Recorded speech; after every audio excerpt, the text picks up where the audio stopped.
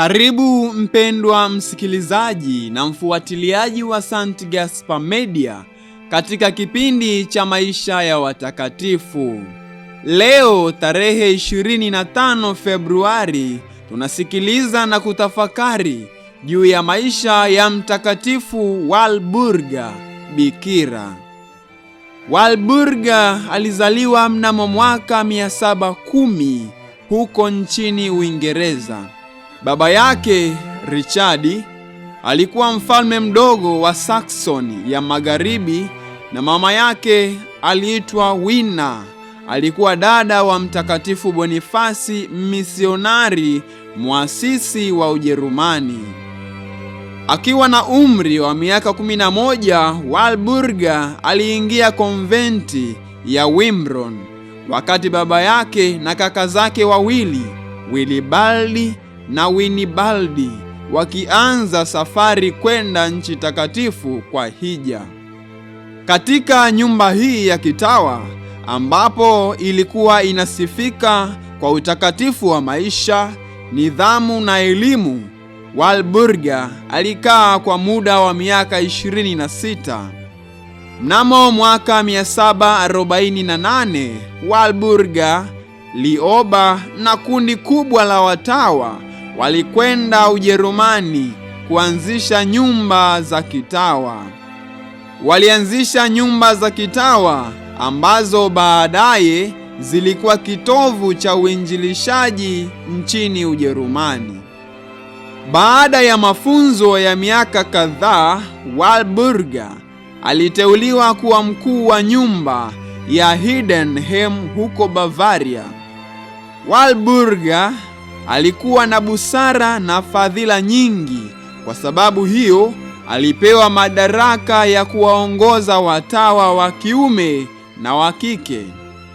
Makala alizoandika kuhusu maisha ya kaka yake Mtakatifu Winibaldi na juu ya safari ya hija ya ndugu zake wawili kule nchi takatifu, anaheshimika kwa kuwa mwanamke wa kwanza Uingereza na Ujerumani kuandika kitabu. Walburga alisomea pia udaktari. Alikuwa na kipaji cha kutenda miujiza. Miujiza mingi imefanyika wakati wa uhai wake na pia baada ya kifo chake.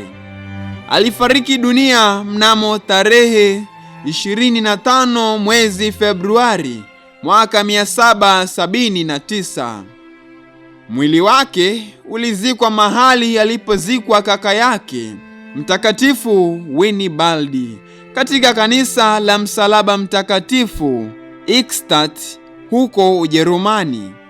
Habari zake zimeenea sana kwa sababu ya mafuta yenye nguvu ya kipekee ambayo hutiririka kuanzia tarehe 12 ya mwezi Oktoba mpaka tarehe 25 ya mwezi Februari kupitia tundu la mwamba ambao mwili wake umezikwa humo. Mafuta hayo yana nguvu ya kuwaponya wagonjwa. Itukuzwe damu ya Kristo! Milele amina. Mtakatifu Tarasius anatupatia tafakari fupi inayohusu maisha ya Mtakatifu Walburga Bikira. Mtu anapoongoka mara nyingi anataka kufanya mambo mengi makubwa, lakini nguvu hii isipoendelezwa kwa sala hufikia mahali na kupoa, na hapo Shetani anamvamia tena kwa nguvu kubwa zaidi kuliko mwanzoni.